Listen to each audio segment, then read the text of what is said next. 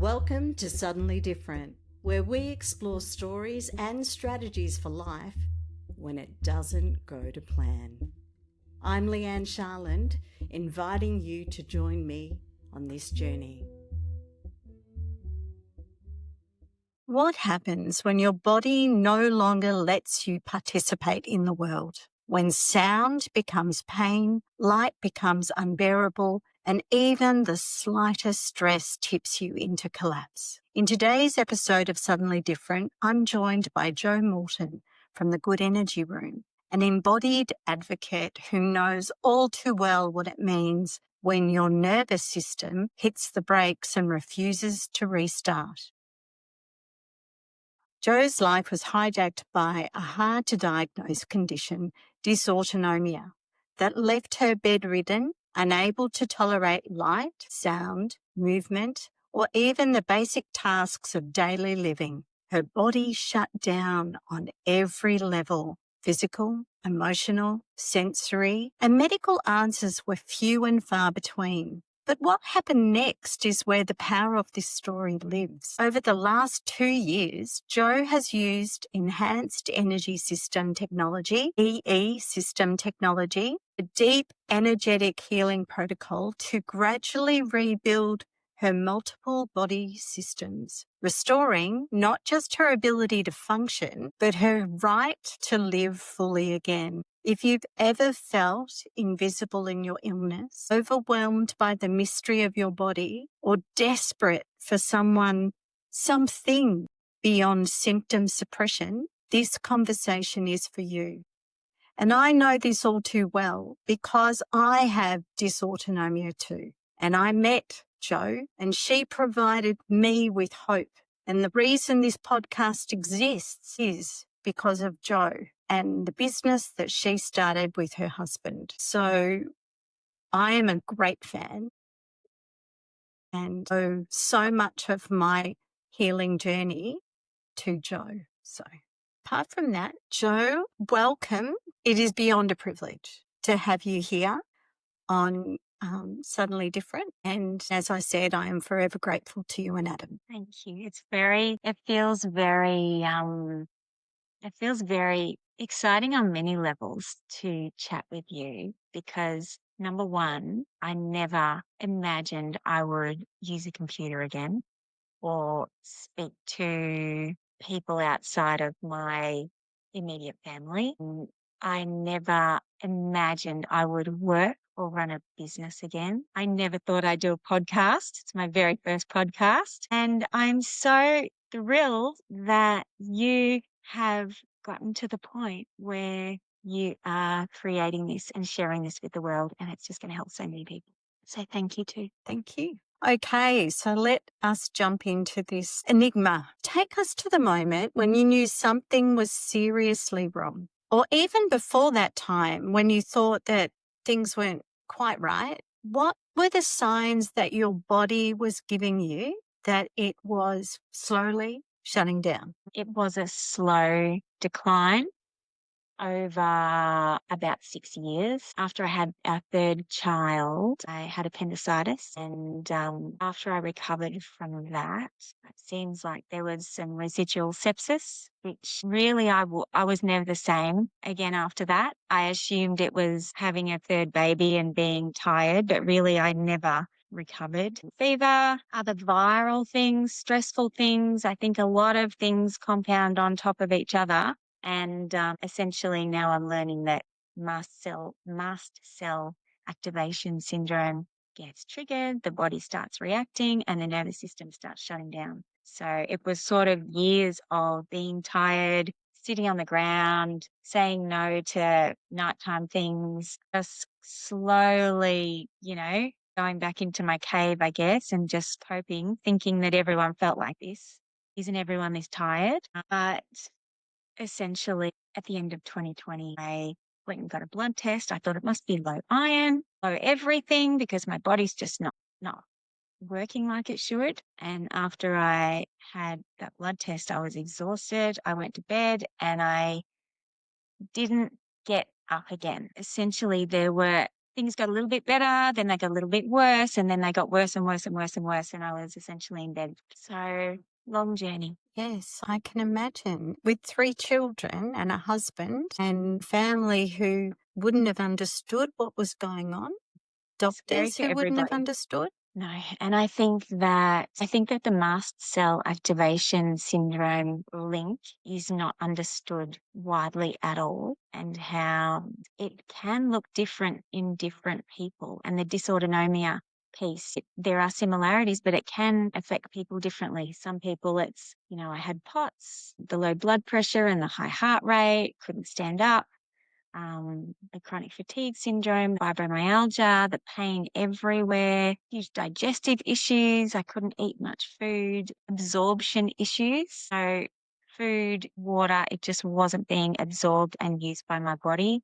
It affects all sorts of systems, and it's very tricky finding people that understand this and believe it. I was very unwell, but nothing would show up on an X-ray or in an MRI. So it's very tricky to see. Yes, yes. And I understand that.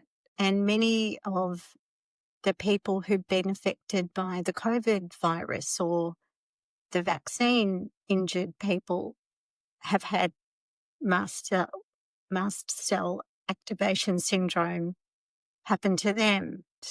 So there's a lot of people in the community who suddenly have an experience like you, but you didn't get yours from COVID. Yours was before COVID. Yes. And I think there are always going to be different triggers. For some people, it's a virus. I had other viruses. I had Epstein-Barr virus and, other flu viruses. I had the sepsis going on and the infection. Essentially, it can be a different trigger for people, but it can activate this reactivity within the body and essentially shut down of various systems. Can you describe, and if it's too triggering, it's fine, but can you describe what it was like for you to be in that hypersensitivity, to be closed off in your room? The furthest you'd go was the bathroom and you needed help. You had to use a wheelchair and you could barely eat. It was quite, to begin with, you sort of think, well, this is probably going to be a couple of weeks. Must be the flu or something. I'll just wait it out. Might be a couple of weeks. And then it keeps going. Yeah, okay, something's a bit weird. Maybe a couple of months. You go and see the doctors and they say if it gets to 6 months, then it's classed as chronic fatigue syndrome. And they also tell you it's probably never going to go away. And essentially it just, to begin with, it didn't feel like it was going to be 3 years. Essentially, it's every day is a moment in time itself to get through.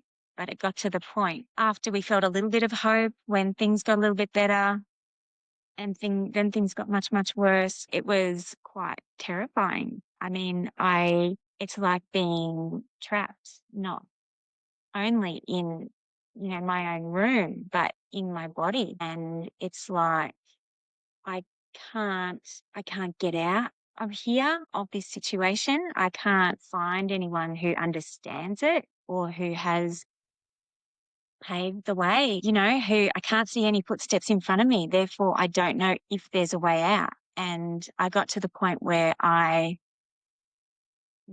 couldn't sit up unassisted. I couldn't stand up. I couldn't walk. I couldn't read or write or look out the window if the leaves were blowing. I had to wear sunnies and a hat inside 24/7. I had a neck brace on. I couldn't hold my head up properly. If it was bright or windy outside, we had to close the curtains.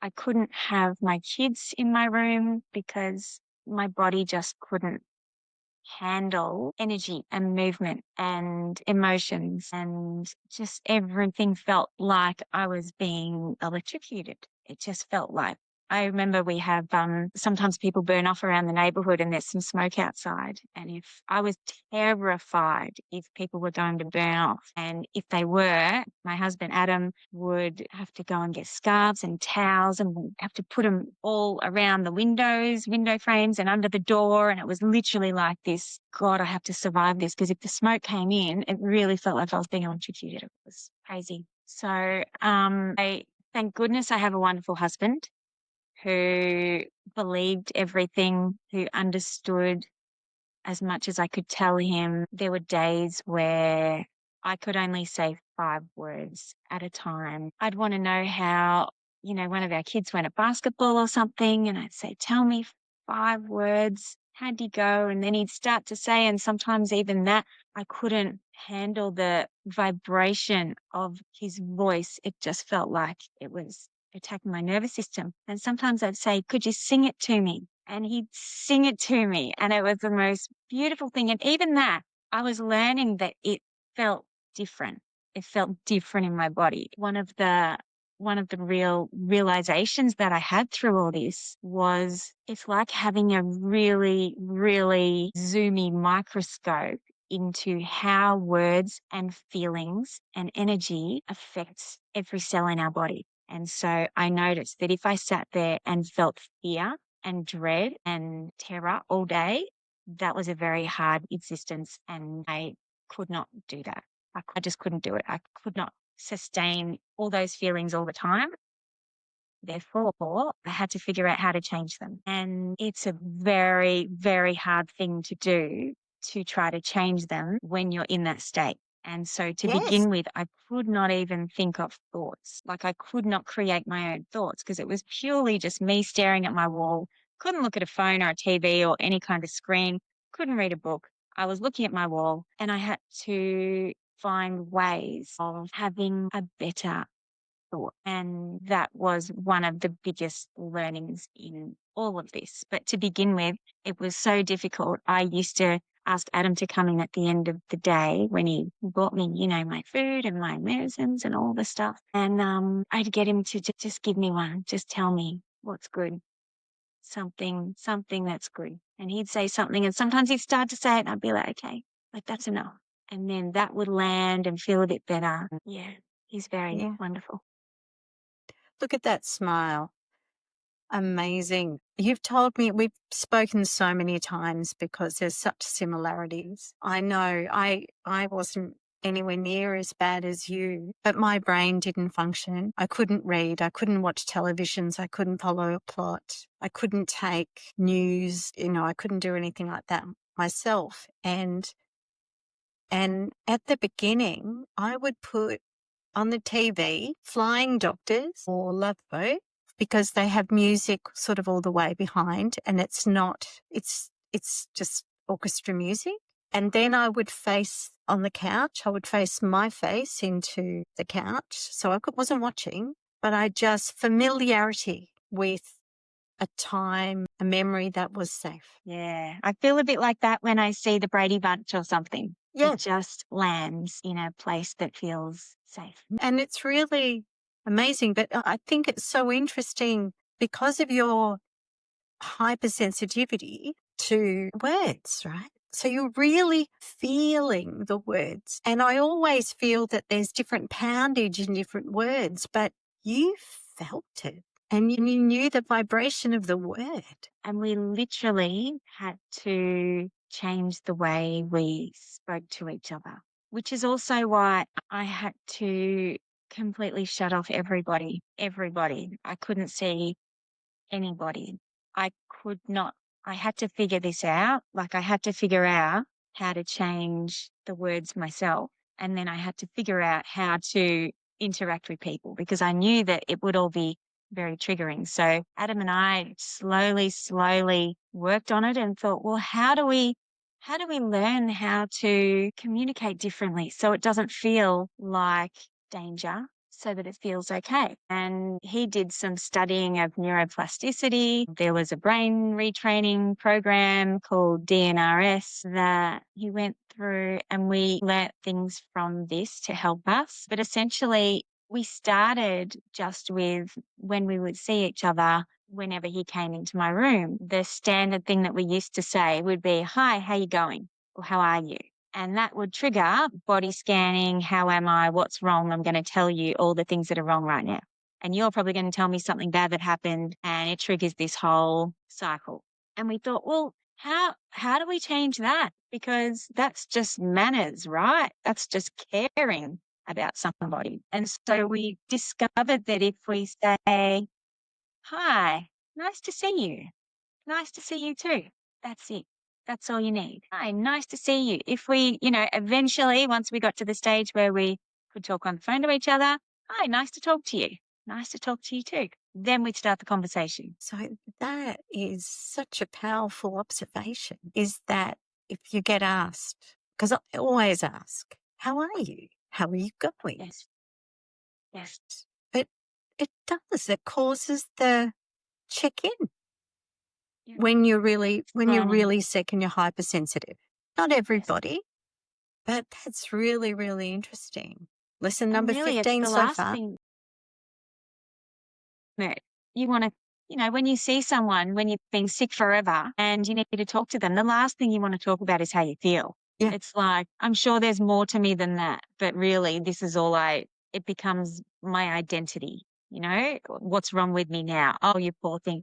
I really, really, really hated pity, which is also why I Yes. closed off from everybody. I did not want them pitying me and giving me puppy dog eyes. And I'm like, well, I can work through this. I can sit here and suffer by myself because that's my existence. But I don't want other people to extend my suffering into their world and into their thoughts and into, I don't want them talking about me and my suffering because essentially to me, that makes it feel bigger. So I did feel like I had to keep it to myself just for self-preservation. When your body is kind of betraying you, really it's trying to protect you. It was actually trying to save your life, and it did a bloody good job. Mm-hmm. There's a story that I'd love you to tell before we start talking about dysautonomia and the diagnosis part, because lately you've told me a couple of stories that I've absolutely adored. And one of them was when you first left home and you went to a park and you had an experience with a tree, and being in the hypersensitive state that you were in. I'd love you to describe the tree. When I was in bed for just 100% of the time, trying to come up with some ways of helping my nervous system feel safe, helping it get into that healing state. One of the things that we used to do, Adam helped me with, was visualizing. And visualizing good things, something good. We both love trees, and we had these, wild, amazing visualizations of going around the world and finding all the big, beautiful trees and hugging them. And we just find a lot of peace and pleasure in that. And so there's a park near us that has massive, massive trees. And I visualized about them so much and how they would feel and how they would look and how I would feel when I was there. And eventually, when I was getting better and just trying to get to the point where I could sit up, get in the wheelchair, get to the car, go in the car somewhere and be in the world. It was a very, very traumatic journey getting there, but I really wanted to be able to go to a park and see these trees. So we did it one day. It was my very first outing out of the house to go somewhere other than to get an IV, which was a great help, by the way. And I got out of the car into the wheelchair. The whole thing felt very, very uncomfortable, quite awful, really, because everything is painful. Everything is, scary. It feels quite unsafe still, but I wanted to do it. And we got there, and I had in my head, I want to go and see these trees, but I forgot that there was like a bumpy gravel path up to them. And so it was also me sustaining being pushed in the wheelchair over this rocky, bumpy path. It felt like, the most dangerous car ride ever. But we got there up to the trees and I sat there and I thought, I really want to touch this tree. this is my goal for the whole week. I want to touch this tree. And we found one where we could wheel right up to it because I literally couldn't take steps. I could just stand up supported, but that's it. And I went up to it and I touched this tree and I had my hat and my sunnies on and my neck brace and, kind of holding the wheelchair and holding the tree. And it just felt incredible. It felt like a person. It felt like this beautiful, supportive, grounded, wise person. And I felt really supported, even though my biggest challenge at that stage was supporting myself, trying to be upright and standing. When I was next to the tree and touching it and soaking its energy, I felt really supported, which was really special. Got a photo, and that was it for a couple of days. I went home and recovered and all that, but I felt like it gave me life. Just having this experience and being a part of the world that knows what it's doing. There's no emotions in a tree. There's no surprises in a tree. It's there. It grows. It's okay with whatever the weather. It's okay when it's windy. It's okay when it's hot. It's just like this wisdom and this intelligence that has it more figured out than we do, I think. Wow. Wow. That experience is just such a wonderful experience. And the fact that you were willing to go through the pain, you knew the pain, you knew the struggle that was going to be there, but the benefit and the mental element of it, and trees are amazing. Trees are absolutely amazing. And if you do actually sit down and have a moment with a tree, it is a very, very special experience. So that's lovely. I just adore it. And I know that you saw that tree again recently when you went and visited. Yes. So last weekend we went and took the dogs for a walk there. And, I'm walking, I'm going where I like. I'm like a normal person, not this struggling, suffering person in the wheelchair with all the pillows falling out of the car. And, I'm back. I would look like I'm back to normal, walking the dogs there. And my kids said, "Oh, look, it's your tree. Let's go see your tree." It's so interesting when I'm back into life and going somewhere with a mission. I'm taking the dogs for a walk along this path. It doesn't quite look the same. And I think when you're in those really, really intrinsic moments where, call it illness, depression, suffering, those times where you're really alone inside, I think they do actually hold a lot deeper connection and meaning because you're not worried about other people and you're not there for anyone else. It's just I think it's part of the survival thing, but it was quite magical when I was there because that's all I could do. And when I went back, it was still lovely, but I knew that actually I want to keep walking because I'm taking the dogs for a walk. I can walk. That's amazing. So let us talk about dysautonomia. So it's notoriously misunderstood. It's hard to diagnose, and no one speciality takes responsibility for knowing about it. So how long did it take for you to receive any form of diagnosis or understanding of what was going on, other than the chronic fatigue? If you've got it for more than 6 months, you've got it and you've got it for life. Yeah. It was about 6 months from when I crashed. So I was in bed permanently. It was about 6 months until we found a doctor who knew about it, is wonderful and understands it, knows about all the related systems, is a wonderful guidepost, I guess. Do this, try that. So I went to a regular doctor and they initially said, "Oh, if it is chronic fatigue, you should have a talk to one of these invisible illness places where they have coaches to teach you about it," because we had no idea. So I spoke to Active Health Clinic, who were wonderful in the education. I was very, very cognitively absent. I have all the handouts and everything. We had Zoom calls. I could hardly look at the computer.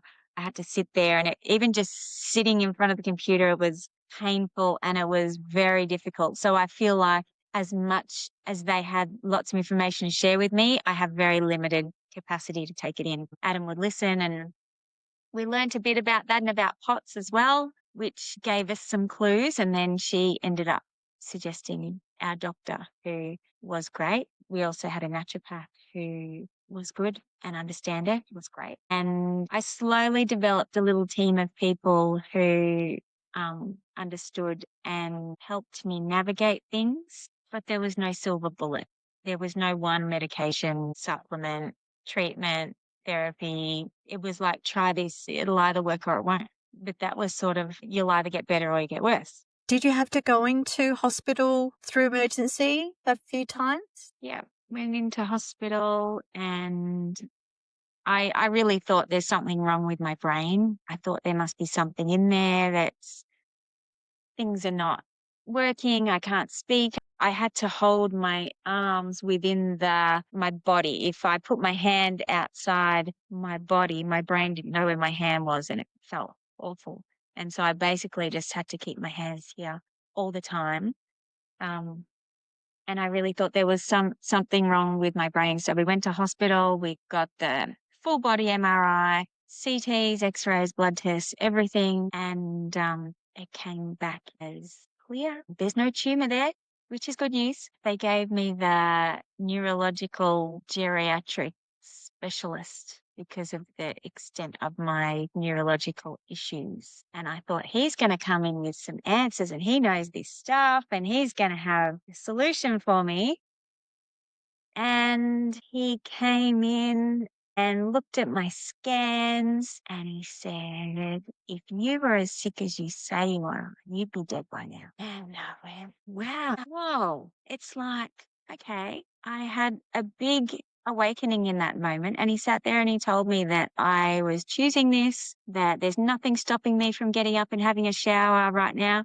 I hadn't had a shower for 6 months. He just said that it was my choice. And we were just quite gobsmacked. And from there, we essentially went home on Easter Sunday, happy Easter, in a pile of hopelessness. And all right, they gave me more drugs to try. They said, try this, have some Valium, have, all this stuff. Try that, do some Pilates, you'll be right. And essentially I just felt completely alone, completely let down. Maybe I am the problem. Maybe I've just created this. Why on earth would I create this? How do I even do that? If I've created it, how do I change it? And that was a very, very, very dark few months from there. I didn't know if I was going to sit up again. I was reacting to all of the medication. The medication just kept crashing my nervous system, which made everything worse and further away. And it was really just surviving for a few months. One thing I did find out in hospital was that the IVs made me feel a little bit better, because I had very low blood pressure. So I got home and we found a beautiful, beautiful IV nurse who came into our house and came and gave me IVs twice a week. And that ended up being my favorite thing. That was the only thing it felt like it was hydrating my brain again. It had been a very long time since I'd felt like it felt like concrete, it felt like things were hydrating and starting to work. And I kept doing that, and she was just so wonderful. She had experience with lots of POTS patients and understood the autoimmune, invisible illness type thing. So she was great. I ended up, and another goal I had was to go down to her clinic, IV by the Sea in Macrae. And we ended up going down there, and the car ride had to put a scarf in the window. It was a big challenge to overcome. I felt like I didn't enjoy the process of these things, but I felt so good when I'd done them. So it was a real making friends with fear, I guess, and just getting out there and giving things a try because it felt like progress, not because it felt good yet. So for anyone who's listening who has experienced chronic fatigue or long COVID or anything like that and been gaslit by the Western medicine system, they're ignorant. They do not understand the nervous system. They do not understand how the systems work with each other. So it is very, very sad to say that Googling it yourself is actually more informed than if you wait to find the magical person who will listen to you. I've been fortunate with some of my doctors, but not all of them. Let us talk about your turning point. What led you to explore energy-based healing? Was there a moment of there's nothing else apart from the IV, so I've got to try it? Or what happened? Essentially, even with the IVs, they were helping, but there's only a certain amount of time that the veins are going to allow it, you know? So I knew that I had to make the most of this time. I had some wonderful, wonderful, wonderful healers and therapists, and they were helping me, but I just wasn't getting to the point where everything was restoring and really healing. It was keeping me there, keeping me going, but it's like, how do I get to the next point? And I knew inside that it was because my nervous system was in the fight or flight survival state, and it switches everything off. You learn a lot through this time, with things you come across, but essentially the mitochondria shuts down. There's no energy to move and energy to change. And when I heard about the energy enhancement system like a year before or so, I thought that sounds really interesting. There wasn't one in Victoria at that stage. There was one in Queensland. And the thing that stuck in my memory was that they said they had studies that showed that it increased mitochondria function by 400%. And I thought, that sounds like an easier way to increase mitochondria function rather than fasting or something that I knew I couldn't sustain. So it piqued my interest, and a place opened in Ringwood called Essential Healing Centre. And it's ironic because the idea of going into a room with computer screens with rainbow scrolling lights on them, I couldn't look out the window. I couldn't look at a computer or a phone. I thought, well, this is going to kill me. I don't know how I can do it. I don't know how I can handle it. And so Adam went and checked it out. He said it was actually very relaxing, had a snooze. He was exhausted, so that's easy to do for him.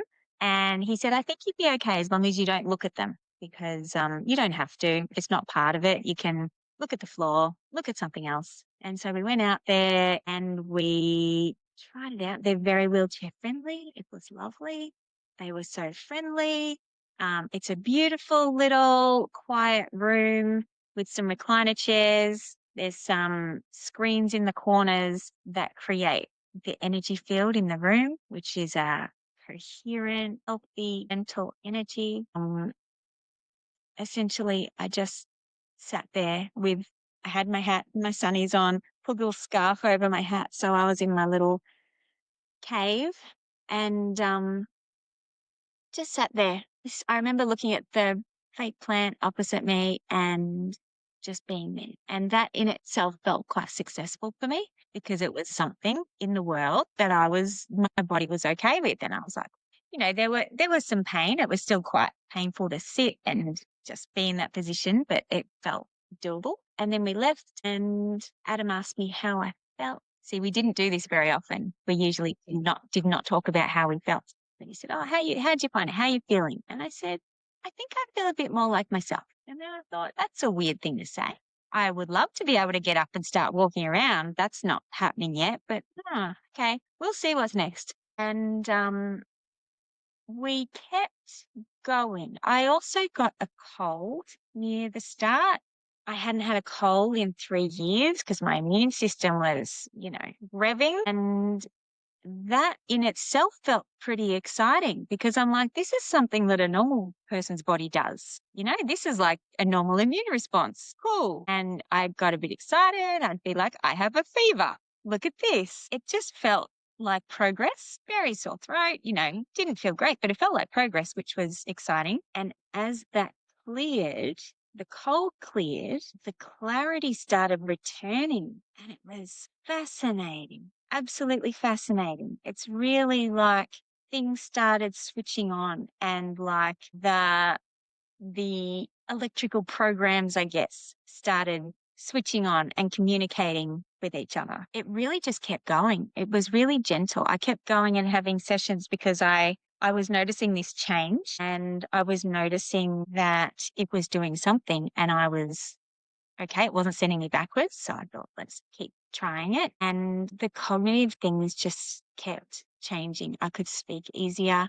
I could look at something on a bit of paper and see it and focus. I started being able to make out words and read. And it's not like I had to learn how to read again. It's just that those circuits were switching on. So it's not that my brain had forgotten how to do it. It's that something wasn't connecting. So the connections started happening. I could speak easier. I could handle having the kids in my room. I could call them on the phone on the way to school and say some things and be like, used a phone and I spoke to the kids. Like, this is wild. It's wild. And that in itself would give me the good feelings for the whole day. And I would practice zooming right in on those good feelings and basically feeling them so intensely until I would cry. So my goal with these feelings was to make them so big and so wonderful that it brought me to tears. And that was the thing that I felt helped my cells to get to that state of change. Wow. It is such a journey to go from that fight and flight response that our body is doing, not our thinking, not our frontal cortex. It's our body. It's the prehistoric part of our brain that's involved. And for you to have found safety and to have been courageous going to it, being patient, accepting that a cold was a change, and change isn't linear. Change is not polarized with good and bad. Change is change. So accepting that the cold was just an indication of change. You were having change. You were in touch with your children. Like, I'm just so excited. I'm so excited about what it's doing with you and your family in reconnecting you.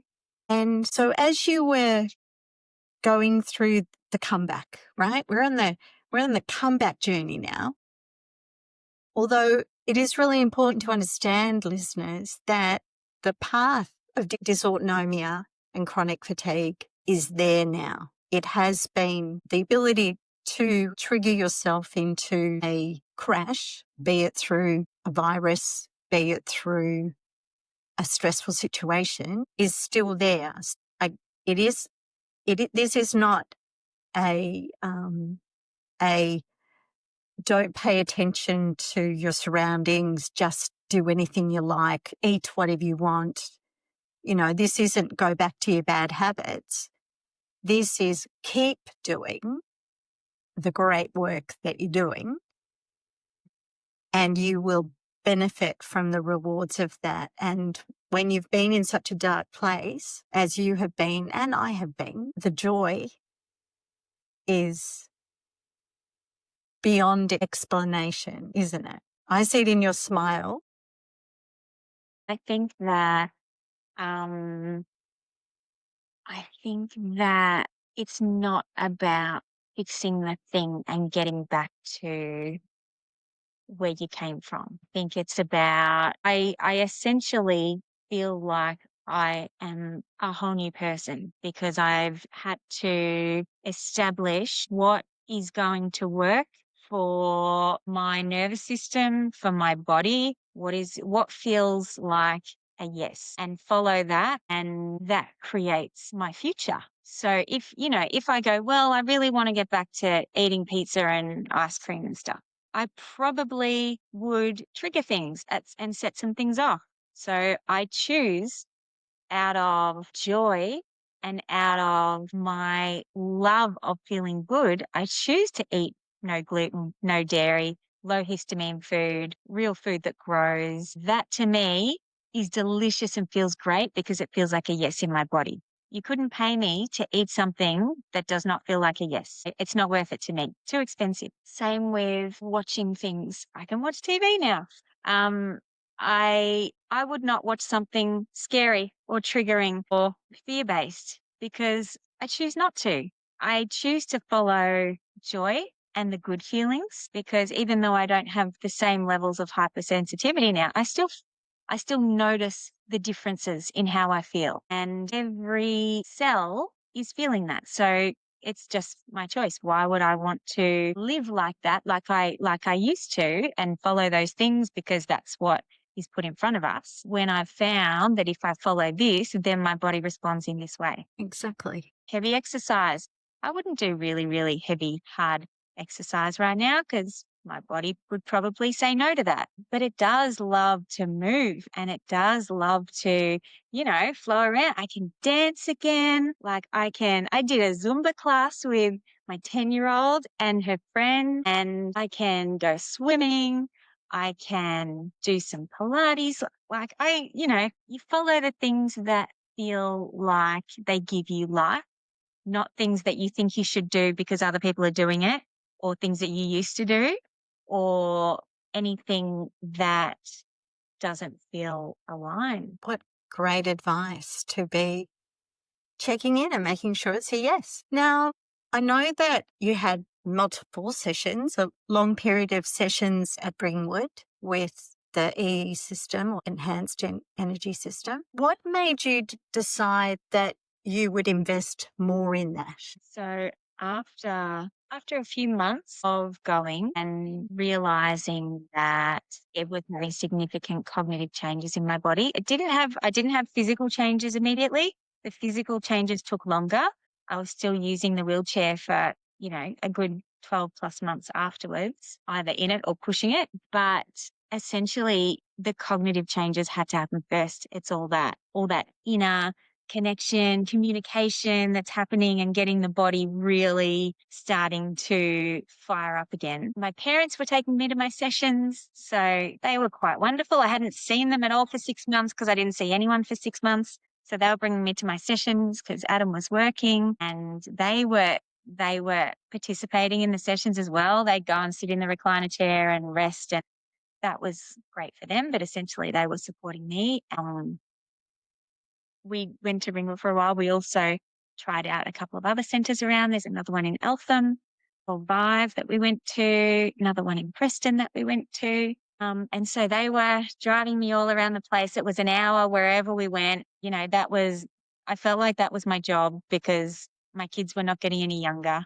When I first got sick, they were 6, 9 and 11. And, this had been like 2.5 years since then. So things just kept going. I'd missed all this stuff. I missed teaching my daughter how to read.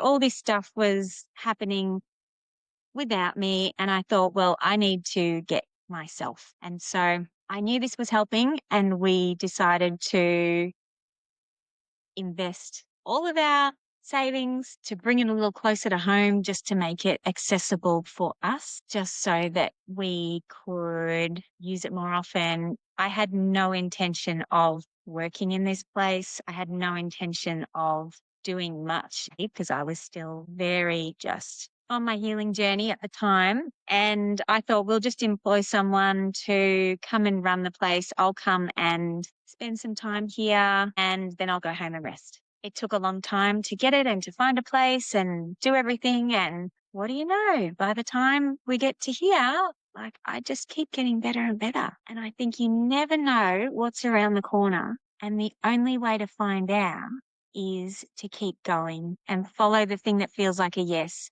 even when it feels completely out of your comfort zone, but that's the right thing. You just have to follow that and see where it lands, because that's the way. And again, I'm so thankful because you are literally 5 minutes down the road for me.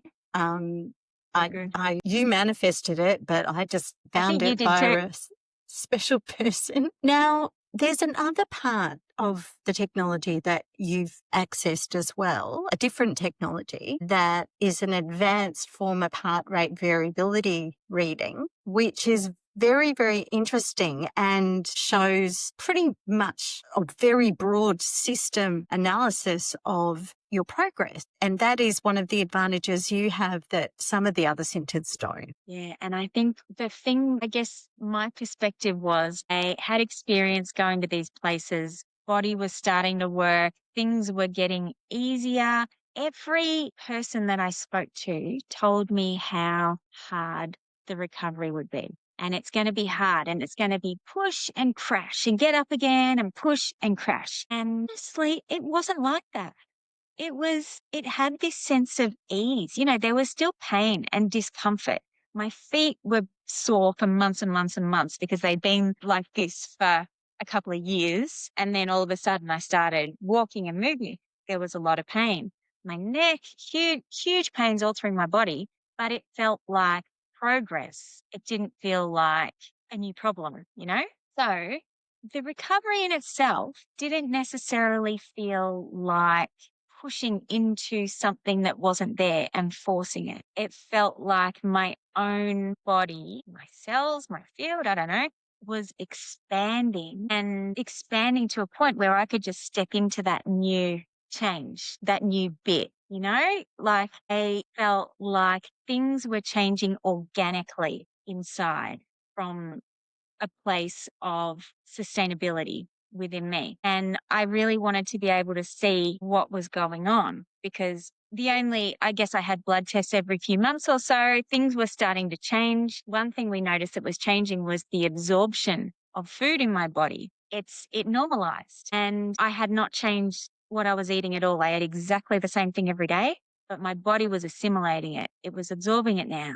And there were lots of things. And I thought, I want to be able to see this. And so we came across this heart rate variability device that measures 300 heartbeats. It just clips on your wrists, measures 300 heartbeats and does a really detailed analysis around the communication going on between your heart and your brain. And from all the nervous system things we've learned, so much is governed by this communication between the heart and the brain. And that flows onto all the systems in the body. And so this program is so helpful in seeing a picture of your nervous system, how much is in fight or flight, how much is in survival and rest and digest, neurohormonal regulation, your psycho-emotional state, where your neurotransmitters are at, inflammation, energy centers, all sorts of things. But essentially you can see where you're at and you can see if you go and have a 2-hour session in the room, go and have a rest. You'll sit in there, you know, in a recliner with a blanket, close your eyes and you think, oh, that was nice. That was relaxing. But then you can come out and we do another scan and then we compare the before and the after and you can see exactly what your body's doing. And our bodies are incredible. It blows my mind, the stuff that can happen while you're essentially resting for 2 hours. Your body is going to work because it's put down. Everything is paused that is usually creating stress on the body. So the body is getting out of that coping mode back into that healing mode and it knows exactly where to start. It knows the order that it needs to change things in. And essentially we just need to get out of the way and give it the resources to do it. Yes. Get out of the way and just, do the thing. Well, of course, along came Leigh-Anne. So she's been in data systems for 40 years and she says, hey, let's do a case study with the heart rate variability and use ChatGPT to help us analyze the reports get issued after every session.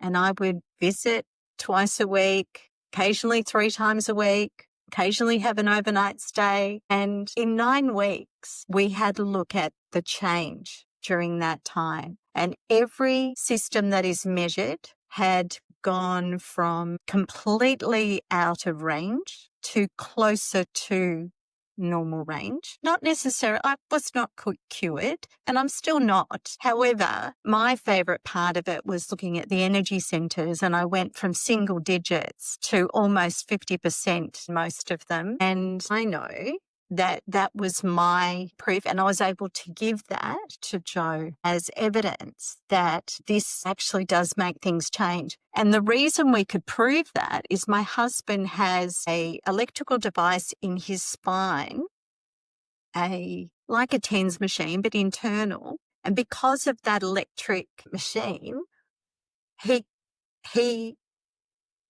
his reading doesn't work on the HRV. And so initially he was getting really frustrated because he wasn't having any change and I was having all this change.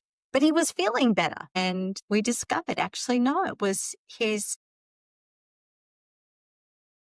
Spinal stimulator, is it? spinal stimulator. That's it. Yeah.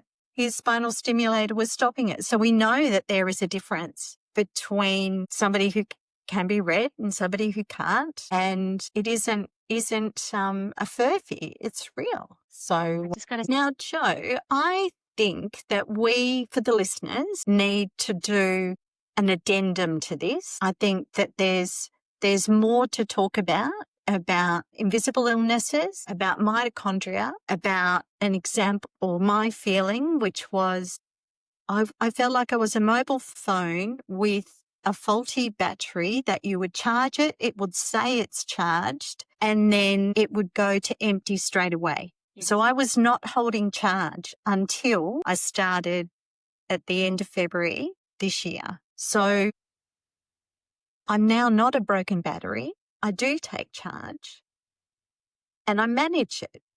And I have a podcast, which is amazing. So we've got lots more to talk about. So, Jo, could you tell me 5 good things that have happened in your recovery? And then we will park today to come back for part 2. Mm-hmm.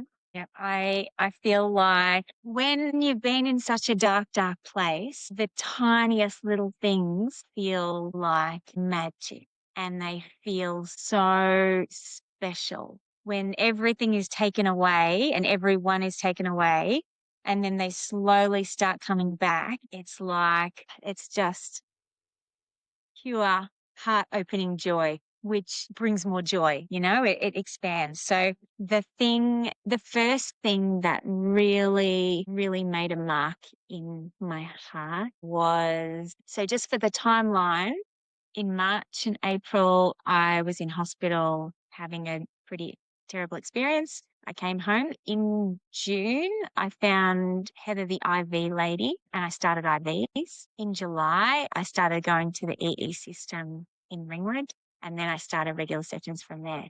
By November, it was 2 of my kids' birthdays and I'd not been a part of their birthdays for the last few years at all. I literally could not be there for presents, singing happy birthday, let alone cake. I couldn't be around candles, paper. I couldn't be there at all. And in November, I wrapped their birthday presents for the first time. I sat up in bed and I wrapped them all and it still hurt, but it felt so joyful. And I gave them their presents. I was part of their birthdays. I sang happy birthday to them. It was so wonderful. Also that year I was there for Christmas. I'd missed a few Christmases in bed by myself. And I was there for Christmas. I went to my parents' house in my wheelchair. I was, put on silly hats and stuff. It was amazing. I hugged my kids standing up all together for the first time.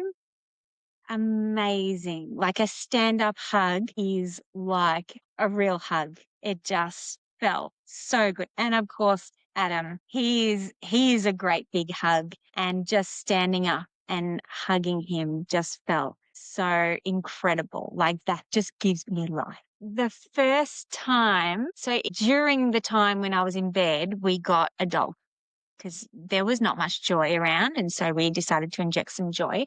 And we found this beautiful cavoodle. She was about 1 and she was beautifully quiet. She didn't bark. She just sat under my bed, and I didn't have much of a connection with her. She just sat there quietly, didn't want to come up and bother me, but she was there. And I thought, I just want to be able to sit on the floor and bond with my dog. And eventually I could do that. And I took her for a walk one day by myself. So this is when I was up without the wheelchair, took her for a walk by myself, and she had to do a poo. And she did a poo, and I got the bag and I bent down and I picked it up all by myself, and I felt such joy in that moment. It was like, I was like, oh my gosh, it's like I'm in this magical land where all these things feel like the best thing ever. And I went home, and the kids were out the front, and I was like, kids, and everyone was so happy for me. It was so beautiful. They were right there on the journey, seeing all these firsts for the first time. Another thing which was amazing was last year. So that was, last year in September, we used some credits that we had to go on a holiday. We went up to Queensland. We did the theme parks. We did the fun stuff. It was the first time we'd been and had a fun holiday together since, about 5 years prior. And I was still in the wheelchair at that stage, especially for getting around the theme parks and stuff, massive amounts of walking, and that was fine, I just thought, well, I'm not okay without it, so it is what it is. But it was such a fun holiday, and I really felt like I was a part of things, getting back to it, not going on rides, but I don't need to. I don't know if I will, don't really want to. Um, but I remember coming back from that holiday through the airport. The kids really liked how we got to cut all the lines in the airports because they just, push you through. But I remember coming back, we landed in Melbourne, and they brought the wheelchair out to me, and I got it, and I just pushed it all the way through the airport, got our bags, out to the car. I pushed it the whole way. And that was the point where I went, you know what? I think I'm okay. I think I'm going to return this now. We'd rented it. We didn't want to buy it and own it because everyone really enjoyed it.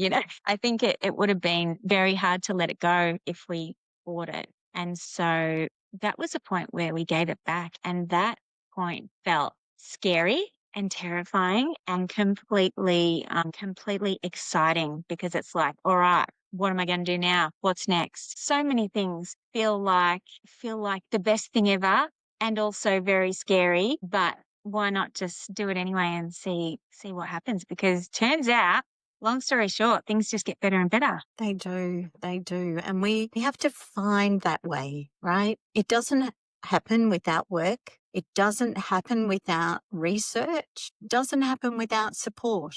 You've got a beautiful family. Your mum and dad are gorgeous. You've got amazing people around you. You've created this wonderful business because you want others to have what you have. And I know, as a regular visitor to the centre, even after this morning session, I know how giving you are and how generous you are. I thank you for learning so much that you're able to share, and we will have another extra recording so that we can look at what we haven't uncovered, so that we can share more information. So in closing, for now, Jo's story is a living reminder that healing is rarely neat.